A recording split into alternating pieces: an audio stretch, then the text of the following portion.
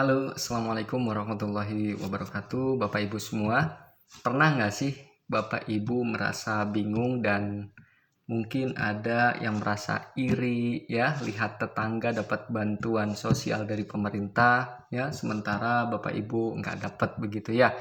Atau Bapak Ibu sudah pernah daftar bansos berkali-kali, tapi hasilnya selalu saja zong ya, selalu nihil begitu. Nah, jangan khawatir Bapak Ibu. Di video kali ini kita akan bongkar tuntas ya terkait dengan langkah-langkah resmi yang bisa Bapak Ibu ikuti ya agar nama Bapak Ibu itu bisa terdaftar dan berhak menerima bantuan sosial di tahun 2025 ini. Ingat ya, bansos diperuntukkan bagi mereka yang memang sangat membutuhkan. Itu yang perlu digarisbawahi ya Bapak Ibu. Jadi Bapak Ibu sekalian, dari mulai cara cek status sampai cara pencairan dana, ya nggak pakai rumor begitu ya, nggak pakai calo, ya. Jadi pastikan Bapak Ibu menonton video ini sampai habis ya. Nah, Bapak Ibu sekalian, perlu kita ketahui bahwa ada satu fondasi yang paling utama ya dalam penyaluran bansos ini. Fondasi utamanya adalah DTSEN ya, data tunggal sosial dan ekonomi nasional.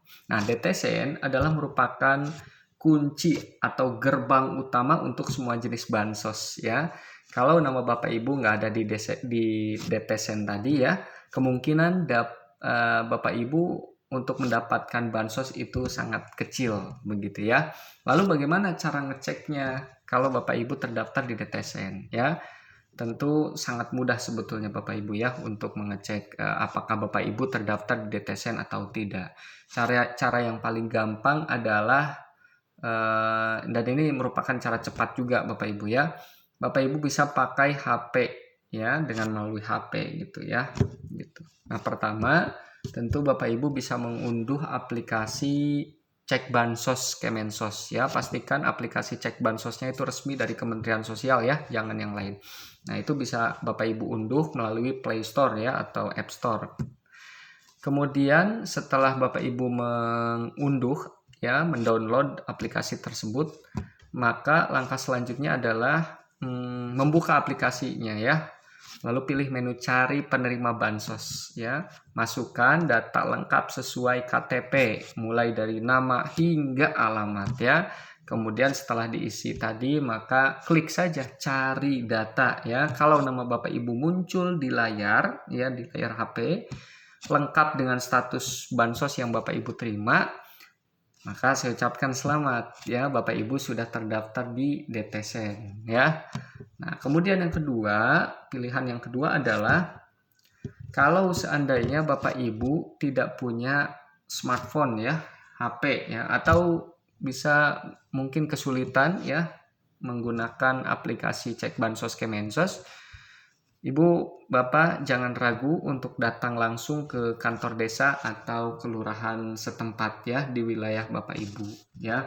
Sampaikan niat Bapak Ibu itu untuk mengecek status DTSEN ya. Di sana ada operator 6NG yang ada di desa atau kelurahan setempat ya. Mereka tentu memiliki akses data dan bisa membantu Bapak Ibu secara langsung. Lalu bagaimana Bapak Ibu kalau seumpama ternyata setelah dicek tadi Bapak Ibu belum terdaftar. Nah, ini cara daftarnya nih. Mungkin banyak pertanyaan yang sering muncul ya, seperti misalkan gimana kalau nama Bapak Ibu belum ada di DTSEN. Tenang ya Bapak Ibu. Bapak Ibu masih punya kesempatan ya. Langkahnya adalah mengajukan usulan secara mandiri ya. Apa saja yang perlu disiapkan dalam rangka mengusulkan atau mengajukan usulan bansos secara mandiri. Nah, pertama Bapak Ibu harus menyiapkan dokumen penting ya, seperti KTP, kemudian kartu keluarga ya.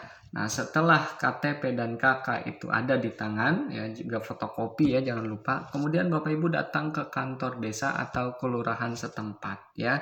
Sampaikan kepada petugas desa bahwa Bapak Ibu ingin mengajukan diri sebagai calon penerima bansos, begitu ya.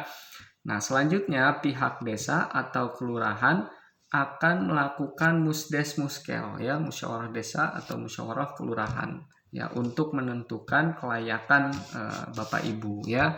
Pastikan Bapak Ibu penuhi kriteria sebagai keluarga miskin ya. Nah, kemudian setelah langkah tadi dilalui begitu ya, maka selanjutnya adalah proses verifikasi dan validasi yang wajib Bapak Ibu ketahui nih ya. Nah, jadi setelah nama Bapak Ibu diusulkan, maka proses sebetulnya belum selesai sampai di situ ya. Ada tahapan penting yang disebut tahap verifikasi dan validasi. Nah, ini merupakan penentu lah ya, apakah nama Bapak Ibu benar-benar masuk dalam daftar penerima. Ya. Nah, kemudian petugas dari desa atau kelurahan ya itu akan melakukan survei secara langsung ya.